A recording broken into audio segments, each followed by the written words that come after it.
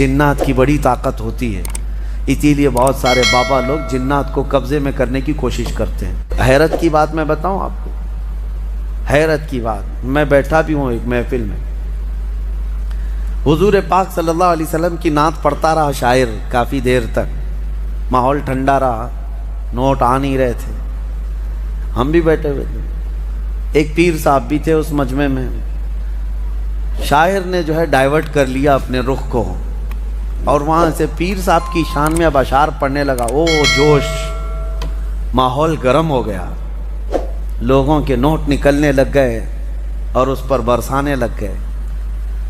کس طرح کا مجمع بنایا گیا ہے میرے عزیزو، اس حبیب رب العالمین کی شان میں نعت پڑھنے پر سناٹا ہے، جس کی تعریف میں قرآن رطب اللسان ہے، جس کی تعریف میں تمام کائنات کی اشیاء رطب اللسان ہیں، اس نبی رحمت کی تعریف میں تمہارے کانوں میں سناٹا ہے۔ اور ایک پیر کے متعلق جیسی ہی کہہ دیا گیا، جوش آ گیا۔ یہ شخصیت پرستی کا جو رواج شروع ہوا، اس سے بچا جائے، اس سے بچا جائے۔ میں اس کے سخت مخالف ہوں۔ بات ہو تو رسول رحمت کی بات ہو، مصطفیٰ کریم صلی اللہ علیہ وسلم کی بات ہو۔ میں نے کبھی یہ اپنے لیے پسند نہیں کیا کہ میرے شان میں یا میرے لیے کوئی بڑے القاب یا بڑے اشعار پڑھے جائیں، کبھی نہیں۔ اللہ گواہ ہے اس بات کا۔ ہماری خواہش صرف اتنی ہوتی ہے، ہمارا اپنا نام کس کی وجہ سے ہے؟ وہ رحمت دو عالم صلی اللہ علیہ وسلم کی وجہ سے ہے۔ اگر نبی پاک صلی اللہ علیہ وسلم کی نسبت ہمارے ساتھ نہ ہو تو ہم تو ایک مردہ لاش ہیں، ہماری اپنی کوئی حیثیت نہیں۔ شاعروں کو یہ چاہیے، نعت خاں بنو، نوٹ خاں نہ بنو۔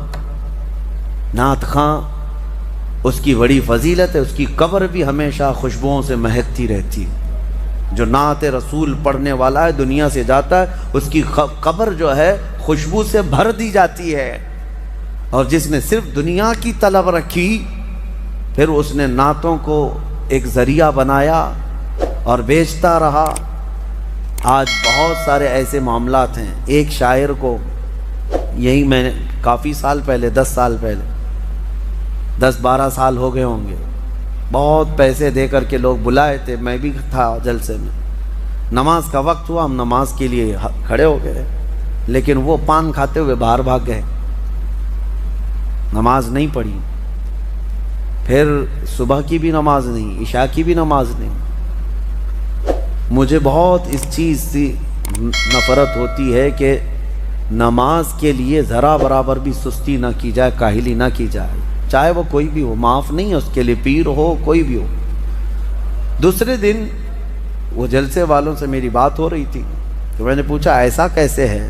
رات کو تو اتنا چہک چہک کر کے نعت پڑھ رہے تھے، ایسا کہہ رہے تھے ابھی مدینے کی گلیوں میں لے کر چلیں گے، تصور مدینہ فلاں فلاں فلاں، اور نبی پاک صلی اللہ علیہ وسلم کے حکم کے مطابق یہ نماز سے غافل ہے یہ بندہ۔ تو جا کر کے کسی نے کہا بھی کہ شاعر صاحب آپ نماز نہیں پڑھ رہے ہیں۔ وہ اس پر اطراح کر کے وہ اور گھمنڈ سے کہتا ہے دو میں سے ایک کام کرا لو، جلسہ کرا لو یا تو نماز پڑھا لو۔ نعوذ باللہ من ذالک۔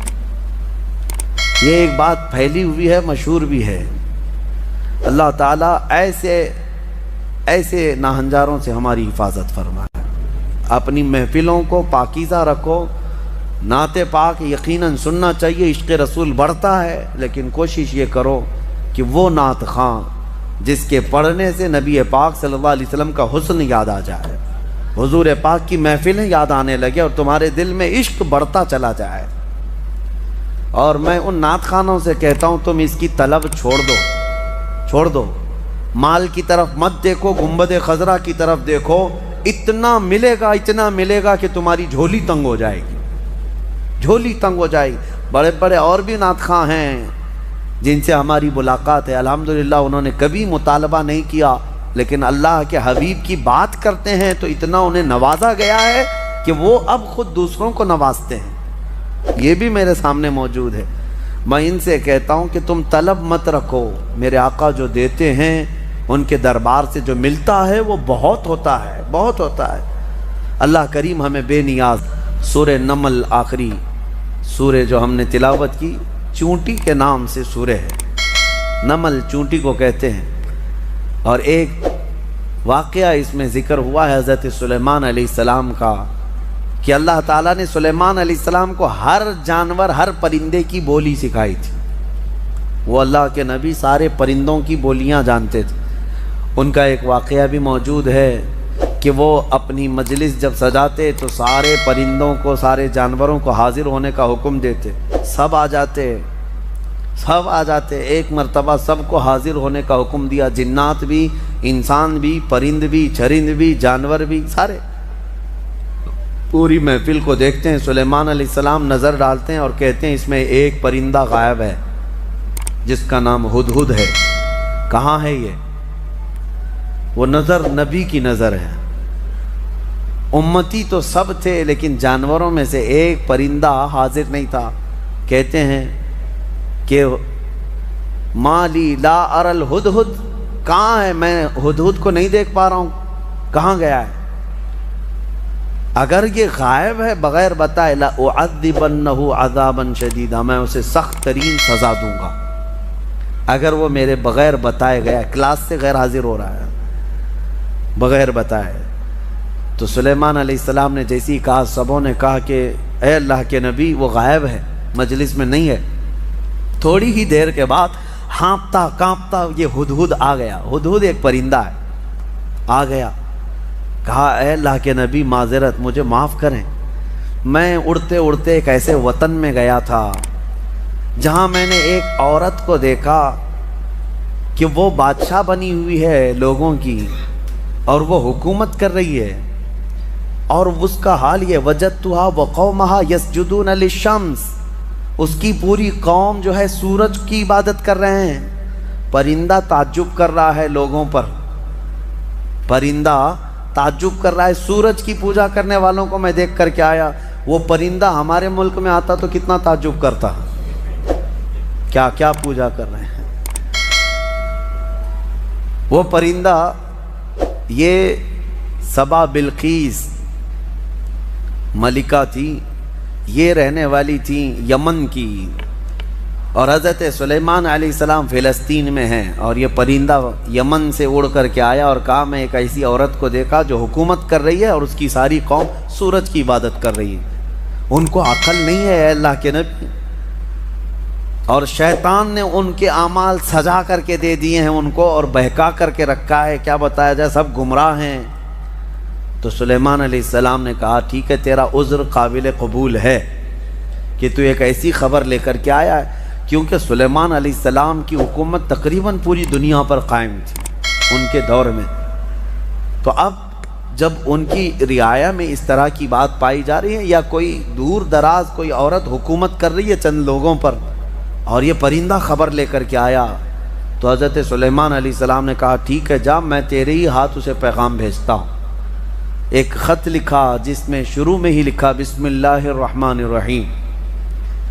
یہ خط لے کر کے اس کو کہا کہ جا اس سے کہہ دے کہ تو اور تیری قوم یہ سورج کی عبادت چھوڑ کر اللہ وحدہ لا شریک کی عبادت کریں۔ تو یہ خط جب گیا تو یہ ہدہد جا کر کے وہ ملکہ سبا بلقیس کے پاس خط چھوڑ دیا۔ بلقیس نے خط اٹھا کر پڑھا اور پھر ڈر گئی کہ سلیمان کی طرف، وہ بادشاہ تھے اس وقت کے، سلیمان علیہ السلام کی طرف سے خط آیا ہے۔ اپنے درباریوں کو بلایا، کہا کیا کروں، مشورہ دو۔ سبوں نے کہا ہم طاقتور ہیں، بہت لڑیں گے، دیکھا جائے گا سلیمان علیہ السلام کی فوج اگر آتی ہے تو ہم لڑیں گے، ماریں گے۔ بلقیس نے کہا نہیں، لڑائیوں میں نقصان کے علاوہ کچھ نہیں ہوتا، شہر کے شہر تباہ ہو جاتے ہیں، اگر وہ اپنی فوج لے کر ہمارے علاقے میں آئے تو سب مر جائیں گے، شہر بھی برباد ہوگا۔ ایک کام کرتی ہوں، اکثر بادشاہ ٹیکس کے لیے یہ سب کرتے ہیں، یعنی جیسے یہاں پر بھی ہوتا تھا کہ علاقے فتح کرتے تھے، اور اس علاقے کا جو نواب ہوتا یا راجہ ہوتا اگر وہ ٹیکس دینے لگ جائے تو چھوڑ دیا جاتا۔ تو بلقیس کہتی ہے کہ دیکھتے ہیں بڑے بڑے ہدیے، تحفے اور مال دے کر سلیمان علیہ السلام کو بھیج دیں گے کہ سال میں ہم لوگ اتنا دیتے رہیں گے، ہمیں چھوڑ دیجیے۔